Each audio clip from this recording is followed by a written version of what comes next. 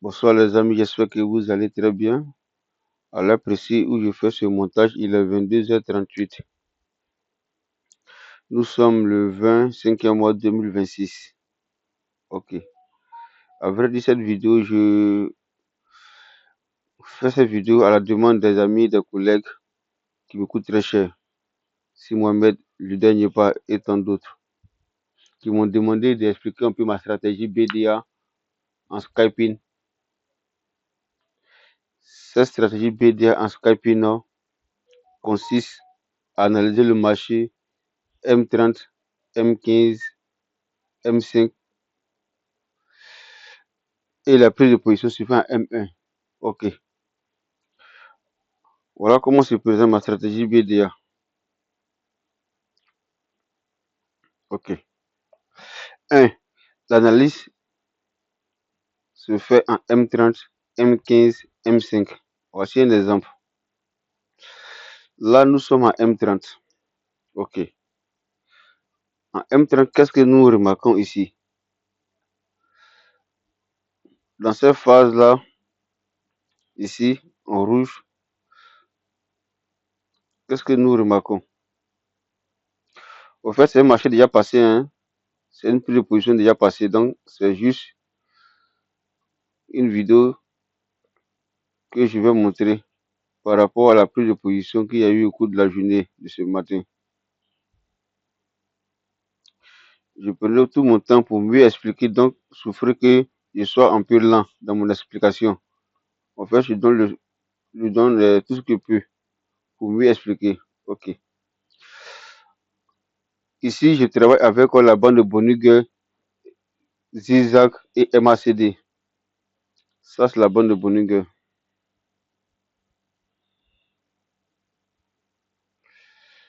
Ça, c'est le Zigzag MACD. Ok. En M30, quand vous observez ici,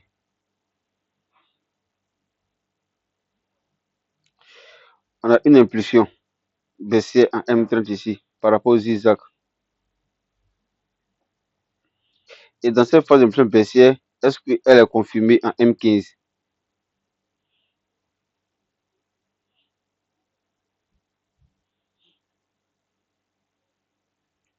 Qu'est-ce que vous remarquez en M15?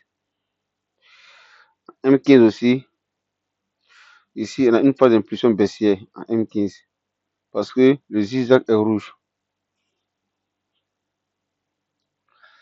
En M5, là, on a une phase d'impulsion baissière, retracement, impulsion baissière, retracement, impulsion baissière, impulsion baissière. Donc, cela veut dire quoi? On doit aligner parfaitement M30, M15 et M5 pour avoir un biais directionnel, c'est-à-dire la direction du marché. Ok, ça c'est en 1. En 2, on va chercher maintenant la cassure de la bande de Bonniger en M1.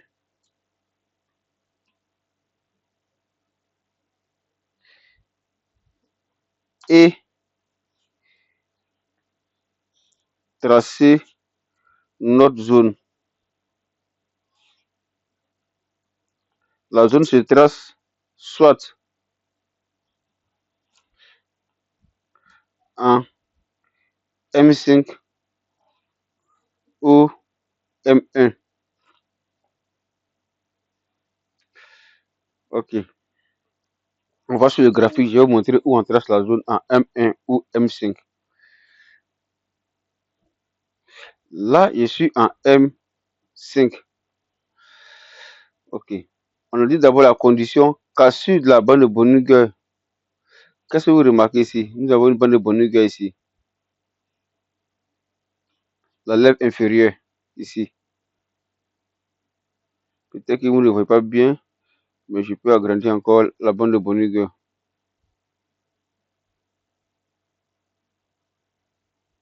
Voilà ça que là. Donc, cassure de la bande de Bonniger marquée par cette flèche ici.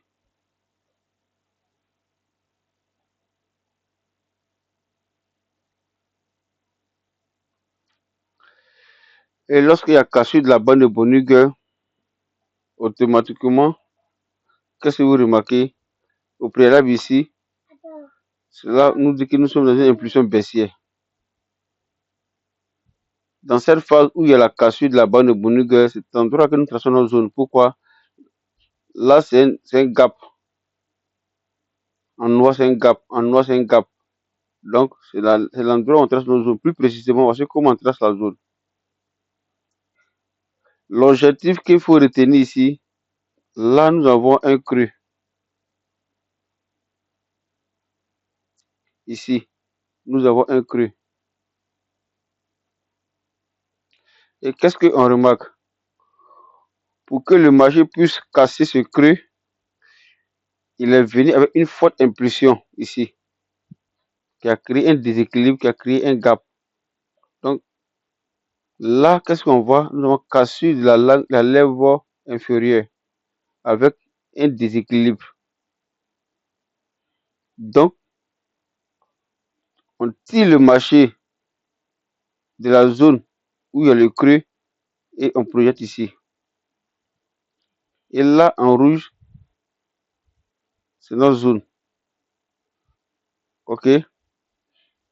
Donc, cela veut dire quoi? Ici, on a un OB, order block. Ici, on a FVG. Et on trace l'OB, le FVG à M5 ou M1. On s'en va à M1.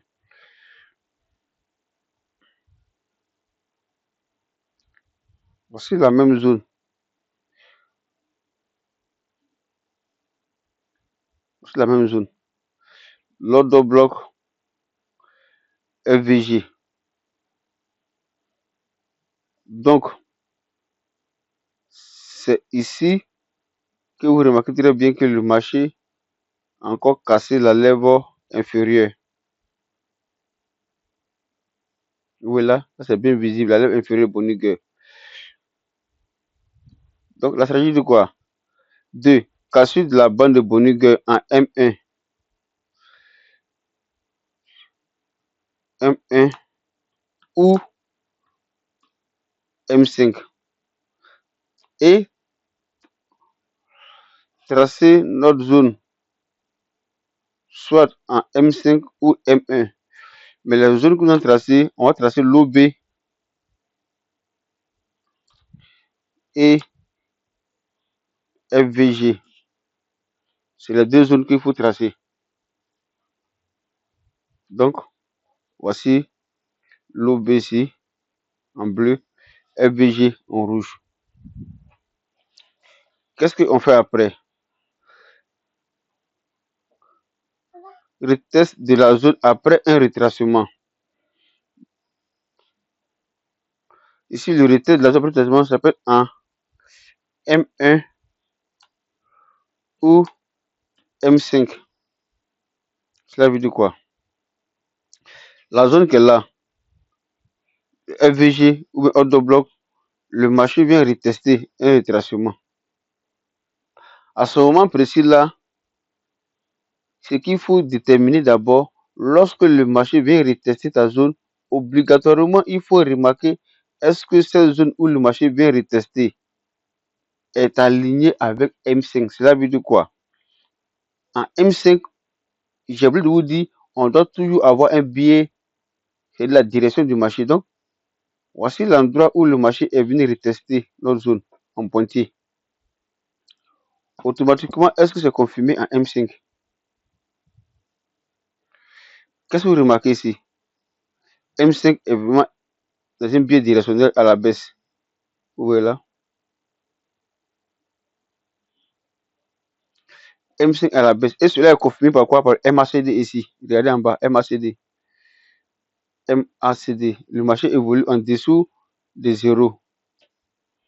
Donc déjà, vous voyez que M5 est à la baisse. Voilà, M5 est à la baisse. Et le zigzag est de couleur rouge. Le zigzag est de couleur rouge. Mais en M1, qu'est-ce que vous remarquez? En M1, on remarque un retracement dans la zone.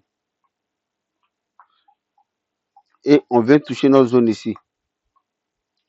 Avant d'entrer, Bonugay, notre stratégie nous dit de quoi? Lorsque le marché est dans notre zone ici, avant d'entrer, on regarde le MACD ici, en bas.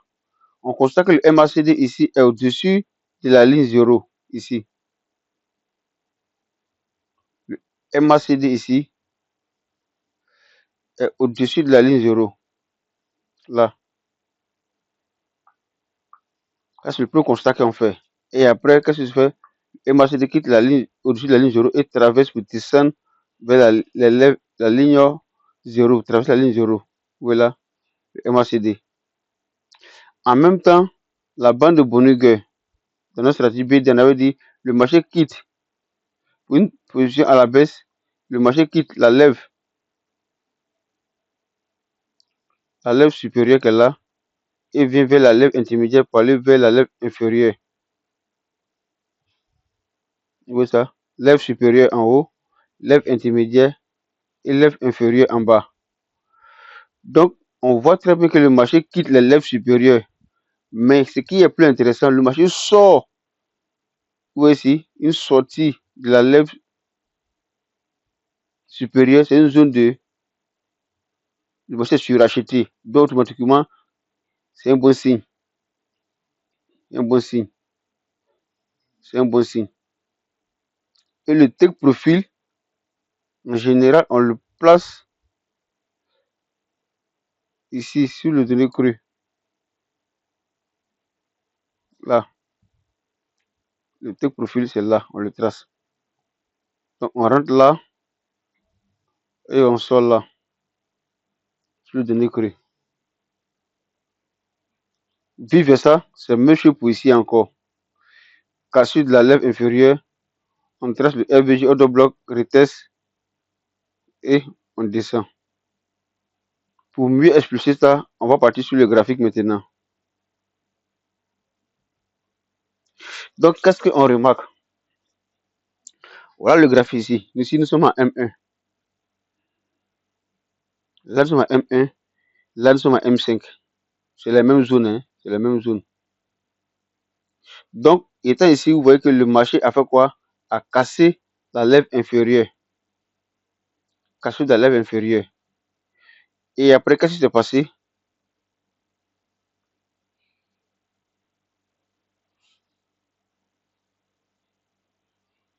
Voilà, le marché est venu toucher l'ordre bloc ici et il est descendu. C'est la première position. Seconde position, voici la zone FVG, ordre bloc.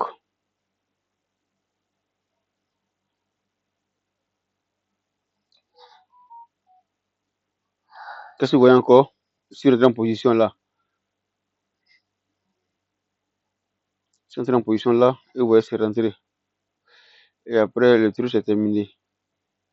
Et voici la capture d'écran, la prise de position, la stratégie. Et après le marché a fait son parcours. Donc c'est pour vous dire quoi?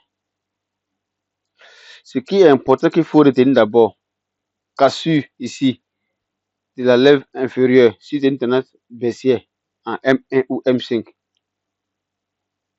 Automatiquement tu traces l'ordre bloc plus FVG ici. Mais ce qu'il faut retenir, c'est la cassure de ce creux-là qui a forcé le marché à faire un déséquilibre. Donc ce creux-là est une zone que tu traces.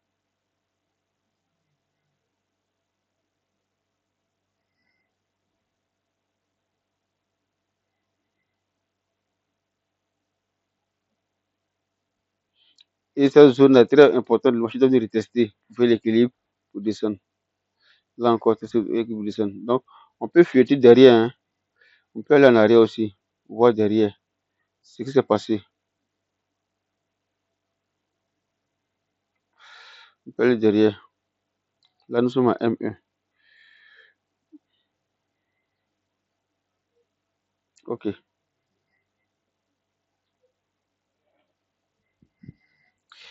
Qu'est-ce que vous voyez là?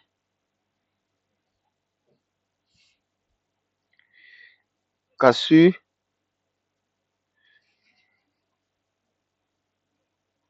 voilà. Cassure de la lèvre inférieure, ici. Cassure de la lèvre inférieure, ici. En M1. Qu'est-ce qui est à l'origine de ça? C'est ce creux-là.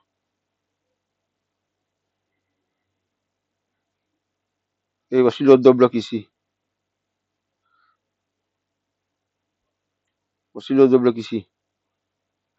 Et casser ce creux. Et après maintenant, voici le FVG.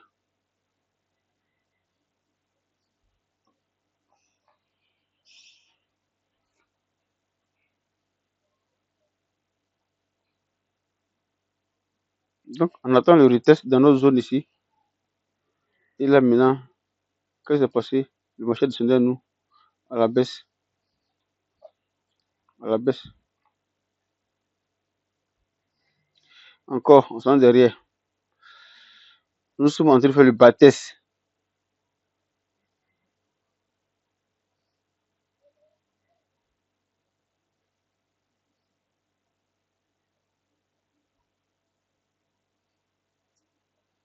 Nous sommes en train de faire le bas test.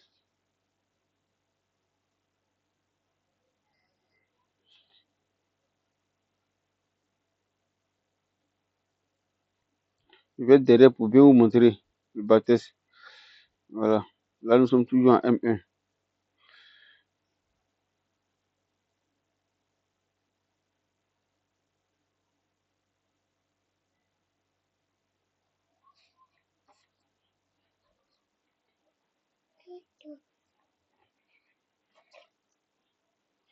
On va être derrière, pour bien vous montrer le bas test. Puis on va aller devant maintenant. Il faut aller derrière pour venir devant.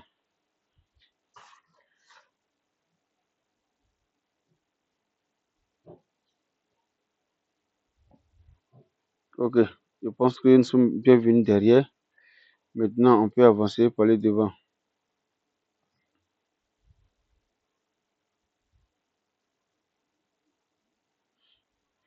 Ok.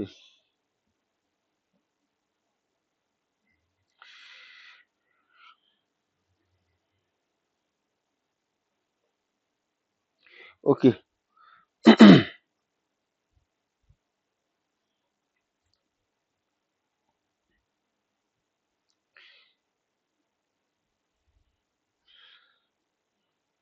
Là, cassure de la lèvre supérieure. Ici, où la lèvre supérieure est cassée. Donc, le marché a fait quoi? Le marché veut retester encore pour partir à la hausse. Casser, sortir, revenir retester, partir à la hausse. Ok.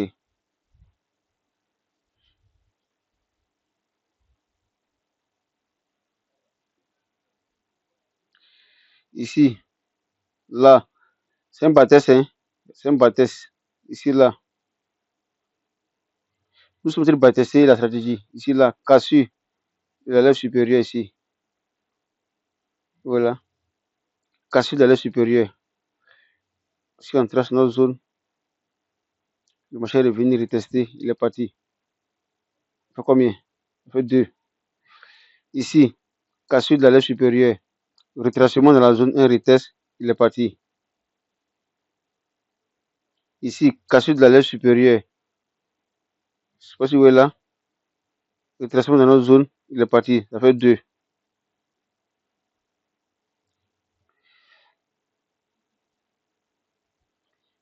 Ici, cassure de la lèvre supérieure. Retracement dans notre zone, il est parti. Ça fait combien? Ça fait 3 positions. On appelle ça backtest. On train de backtester la stratégie BDA. Si vous voulez la cassure qu'elle est là, je vais mettre ça en truc. Il va grandir. Il va grandir. Voilà. C'est la flèche qu'elle est là. Ok. Ça fait combien? On va compter ensemble. Hein. On va compter ensemble. On va compter ensemble. En fait, il faut bâtir la stratégie. On va compter ensemble.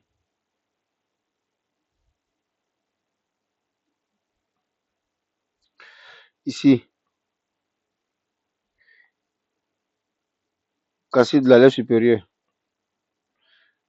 Retest de la zone, ça fait 1. Cassure de la lèvre supérieure. Retest de la zone, ça fait 2. Cassure de la lèvre supérieure. Retest de la zone, ça fait 3. Là maintenant, nous sommes à la baisse. Qu'est-ce qu'on remarque? Cassure de la lèvre inférieure. Retest de la zone. Qu'est-ce que vous voyez là? Cassure de la lèvre inférieure. Retest de la zone. On s'en va.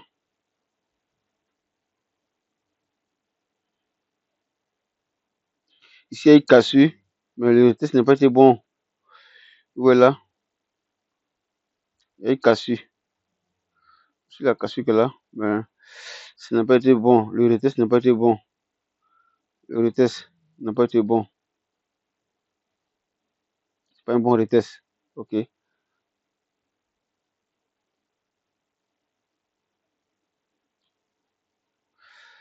Ici, il y a une cassure, mais il n'y a pas de retest. Donc, on ne prend pas de position. Là. Voilà. Il y a une cassure, mais pas de retest. Donc, pas de prise de position. Ici, cassure. Il est sorti. Retest de la zone. Il est parti. Je m'en Skyping, hein. Je vous le dis en même temps. Ici, cassure. Cassure de la lèvre inférieure. Maintenant, regardez le retest. Là, c'est perdant. On a échoué ici. Donc, on a perdu une fois.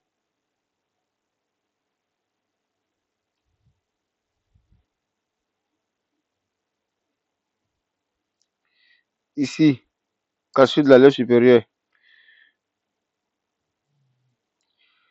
Retest de la zone.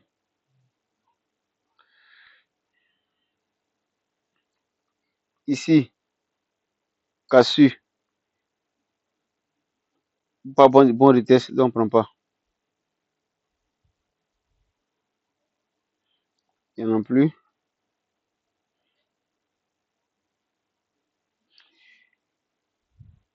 Ici, cassure de la lèvre supérieure. Retest de la zone. On est parti.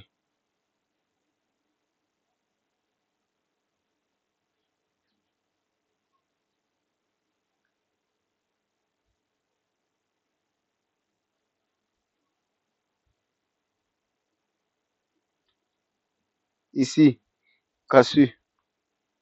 Est-ce qu'on a retesté? Bon, on peut retester. Donc ici, il n'y a rien à prendre. Ici, il n'y a rien à prendre. Ici, il n'y a rien à prendre.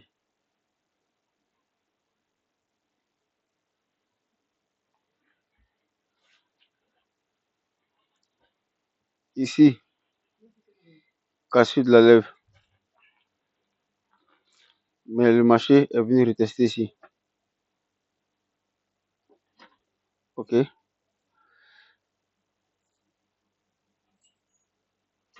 Ici, il n'y a pas de cassure franche. Ici, il n'y a pas de cassure franc. Il n'y a pas de cassure franc. Mais qu'est-ce que le marché a fait? Le marché est venu retester. Donc là, on ne prend pas. C'est pas franc. Mais si c'est un peu risqué. Donc c'est le battage qu'elle a.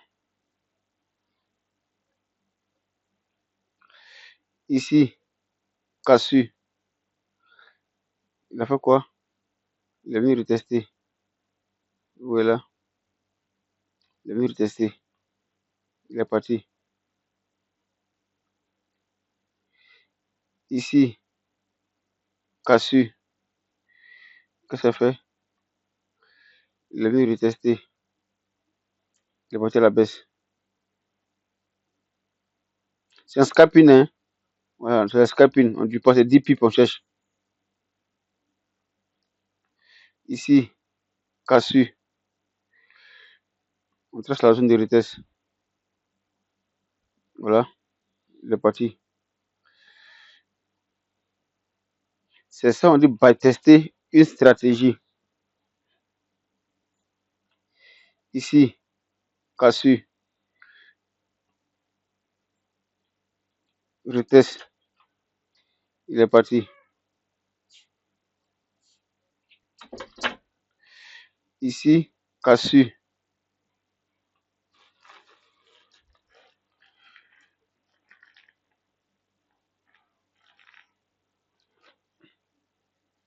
Le test, il est parti.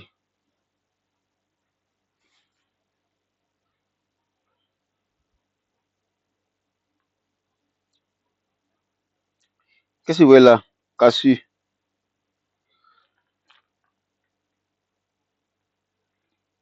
Le test, il est parti.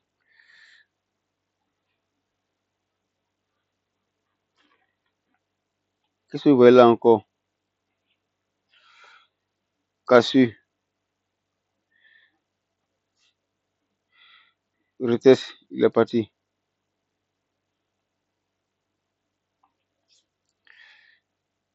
Ici, il n'y a pas de cassure franche. Il n'y a pas de cassure franche ici, mais le marché est venu retester là. Il est parti.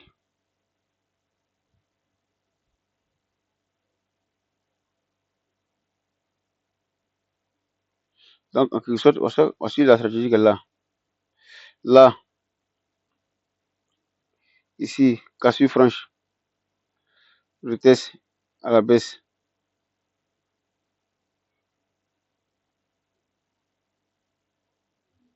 Ici, il n'y a pas de cassure franche. Là, il y a une cassure, mais c'est là elle est venue retester. Ici,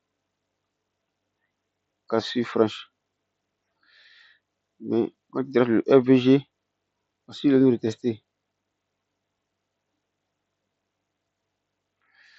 Ok. Donc, en quelque sorte, voici comment ça se passe la stratégie BDA.